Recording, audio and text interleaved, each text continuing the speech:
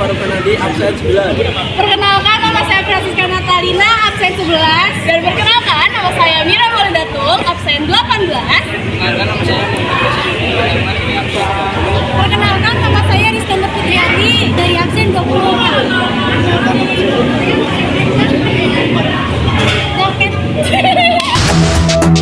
Assalamualaikum warahmatullahi wabarakatuh. Selamat pagi pemirsa. Pemirsa Indonesia dan negara-negara lain sudah masuk dalam era globalisasi.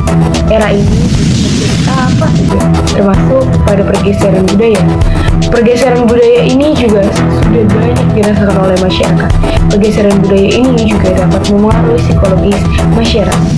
Sekian dan berikut liputannya. Dan saya mengakhiri liputan hari ini.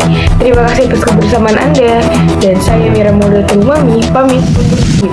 Terima kasih. Yang pertama yaitu berkembangnya ilmu pengetahuan dan teknologi atau bisa disebut dengan iptek yang semakin maju dan modern sehingga kita lebih mudah dan cepat untuk beraktivitas sehari-hari.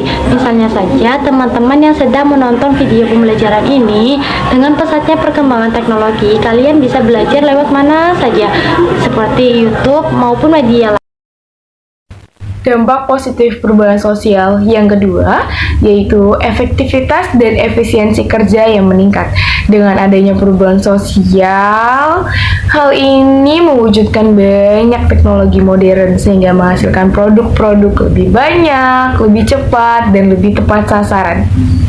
Hal ini mempermudahkan cara kerja dan meningkatkan efektivitas serta efisiensi kerja. Yang ketiga, terciptanya tenaga kerja profesional saat ini.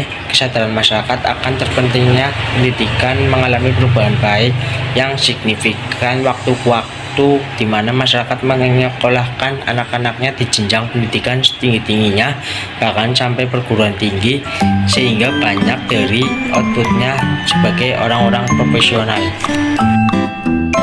Yang keempat adalah terciptanya lapangan kerja baru.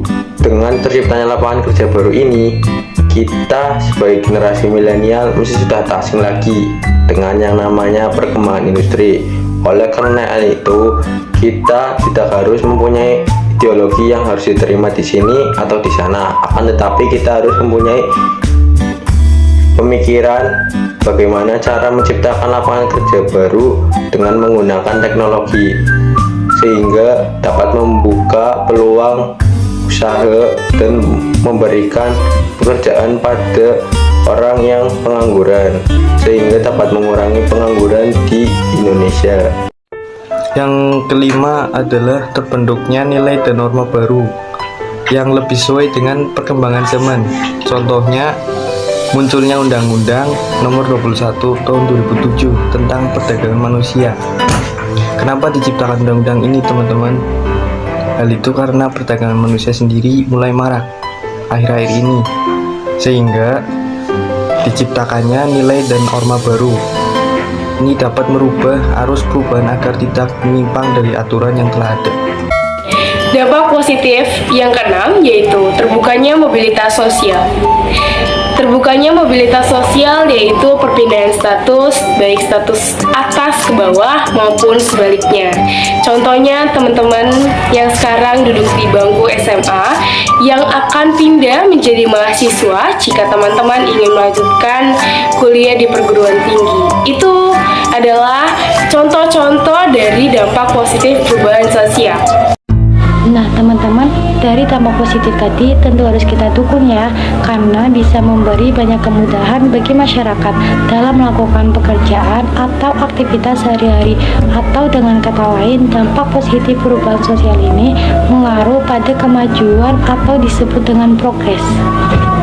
Nah teman-teman, sebagai generasi milenial ini, kita harus mulai dari sekarang untuk membentangi diri dengan ilmu pengetahuannya agar tidak terpengaruhi oleh arus perubahan sosial negatif. Apa aja sih dampak negatifnya? Yuk simak penjelasan. Dampak negatif yang pertama adalah pergejolakan daerah. Hal ini tidak dapat dipungkiri bahwa perubahan sosial dapat menyebabkan terjadinya pergejolakan daerah. Hal ini dipengaruhi oleh beberapa faktor. Yang pertama adalah kesenjangan ekonomi, 2. Perbedaan politik, agama, ras, dan suku, 3. Tidak memperhatikan tatanan hidup, 4. Diabaikannya nilai dan norma. Adanya kenakalan remaja, perubahan sosial memudahkan budaya asing yang modern untuk masuk dan berkembang di lingkungan masyarakat kita. Contohnya saja adanya tren busana dari luar yang kurang pantas dengan nilai-nilai kita.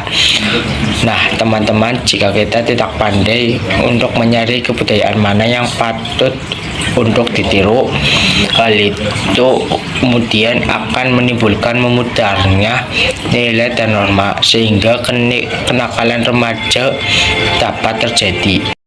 Yang ketiga, akibat perubahan sosial terjadinya kerusakan lingkungan. Saat ini bumi sudah sangat lelah akibat kurangnya oksigen. Mengapa hal itu terjadi, teman-teman?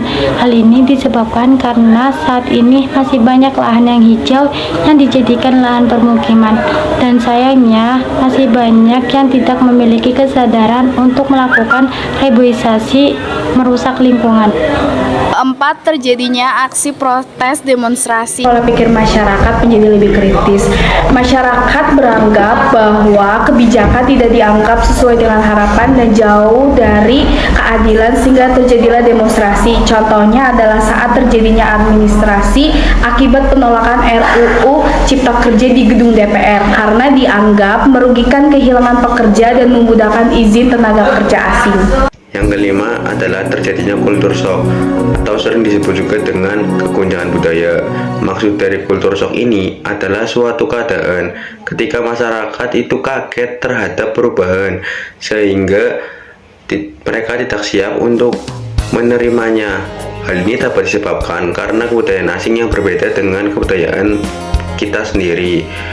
Oleh karena itu, masyarakat kita akan semakin tertinggal oleh kebudayaan mereka. Dalam segi kebudayaan, bukan hanya kultur shock, tapi ada juga yang dinamakan kultur lag atau kesenjangan budaya, di mana adanya ketidaksesuaian antara unsur-unsur kebudayaan akibat terjadinya perubahan serta pergeseran kebudayaan.